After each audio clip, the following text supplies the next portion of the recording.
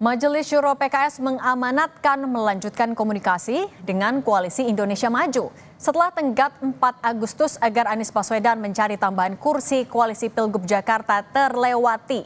Apakah keputusan ini menjelaskan arah PKS akan bergabung dengan Koalisi Indonesia Maju dan dengan demikian meninggalkan Anies Baswedan?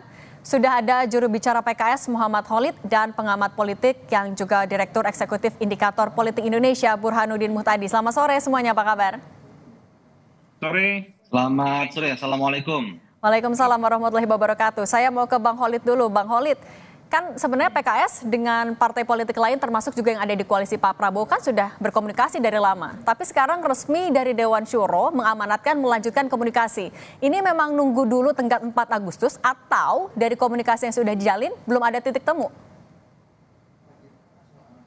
Ya, tadi konteks terkait keputusan musyawarah Majelis Syuro yang ke-11 adalah berkomunikasi dengan Presiden terpilih Bapak Prabowo Subianto untuk membahas masalah-masalah kebangsaan, masalah-masalah Indonesia ke depan. Jadi memang konteks musyawarah Majelis Syuro ini kita berpikirnya adalah dalam skala nasional dan situasi politik internasional.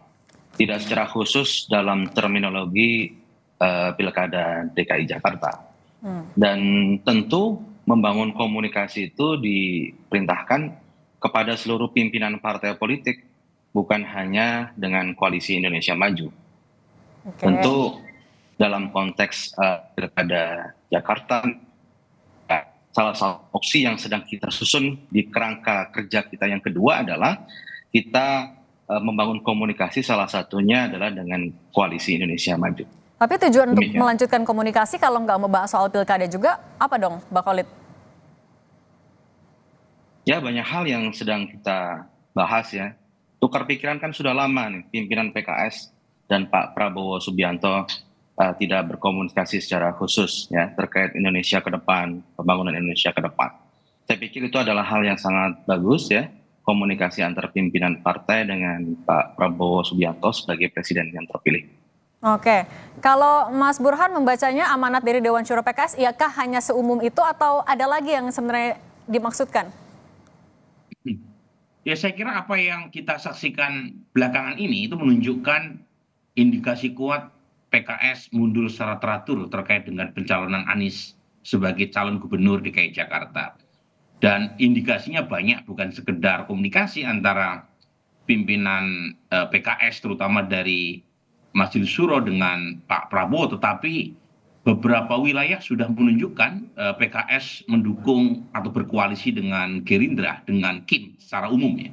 Misalnya di Sumatera Utara, PKS sudah resmi memilih Mas Bobi sebagai calon gubernur. Kemudian ada juga koalisi dengan Gerindra di Banten dan di beberapa tempat yang lain. Jadi semacam preteks menuju apa yang kita akan tunggu terkait dengan keputusan PKS di Jakarta. Di Jakarta lebih kompleks. Pertama karena kita tahu ya PKS menang di pilkada di Pileg 2024 kemarin bulan Februari, tetapi PKS tidak mampu mengusung calon sendirian. Dan saat yang sama PKS relatif lebih maju dibanding partai lain karena secara resmi sudah mendukung paket aman Anies dan Sohibul Iman. Tetapi belum cukup kursinya. Ini yang saya sebut kompleksitas yang dihadapi oleh PKS. Di saat yang sama, Anies juga keberatan untuk mencari mitra koalisi tambahan. Dan itu terlihat dari maju mundurnya PKB maupun Nasdem. Jadi kompleksitas itu sepertinya yang kemudian mendorong perkembangan terakhir yang memperlihatkan kemungkinan Anies justru ditinggal. Sesuatu yang menurut saya ironis. Karena Anies elektabilitasnya tertinggi, tapi justru kesulitan untuk mendapatkan dukungan dari partai, termasuk dari PKS. Oke, Bang Khalid, tenggat waktunya kan udah lewat 4 Agustus, dan amanat dari Dewan Syuro kan juga menjalin komunikasi dengan Pak Prabowo. Tapi kenapa sampai saat ini PKS juga masih kekeh, ya kami masih akan menjalani komunikasi juga dengan Mas Anies. Ketegasan soal nasib Pak Anies akan disampaikan kah? Jadi kita memiliki tadi saya sampaikan dua kerangka kerja. Kerangka kerja yang pertama adalah kita mengusung Anies Sohibul Iman. Dan itu dalam kerangka kerja itu dibuat term and condition 25 Juni sampai 4 Agustus. Sekarang kita memasuki kerangka kerja yang kedua, yakni kita membuat opsi lain di luar opsi yang pertama. Opsi yang kedua ini salah satunya kita membangun komunikasi dengan Koalisi Indonesia Maju. Tentu membangun komunikasi tidak harus dibatasi. Setelah kita opsi kedua kita kaji, kita bahas, opsi yang pertama langsung kita tidak kita lihat tengok lagi, tidak seperti itu. Tapi saat ini kita betul-betul pimpinan mengkaji, membahas secara mendalam opsi kedua, kerangka kerja kedua, untuk kita lihat skema apa yang terbaik buat warga Jakarta. Dan inilah yang ingin kita terus dorong. Tadi amanah dari Majelis Syuro adalah untuk salah satunya membangun komunikasi, bukan hanya Jakarta sebenarnya. Kalau kita lihat, ini kita sedang pilkada serentak kan. Pilkada serentak itu lebih dari 500 pilkada. Kita banyak sekali berkoalisi, ya, bukan hanya dengan partai yang kemarin berkoalisi di Pilpres, ya, dengan beberapa anggota partai di Koalisi Indonesia Maju di beberapa tempat kita juga sudah berkoalisi, ya. Misalnya di Sumatera Barat dan sebagainya. Jadi kita melihatnya di konteks yang lebih luas. Jadi kalau Majelis Syuro ini pembahasannya bukan hanya satu wilayah, misal di Jakarta saja, tapi kita perspektifnya secara luas, secara nasional, kita melihat komunikasi yang bagus dengan seluruh pimpinan partai itu sangat baik.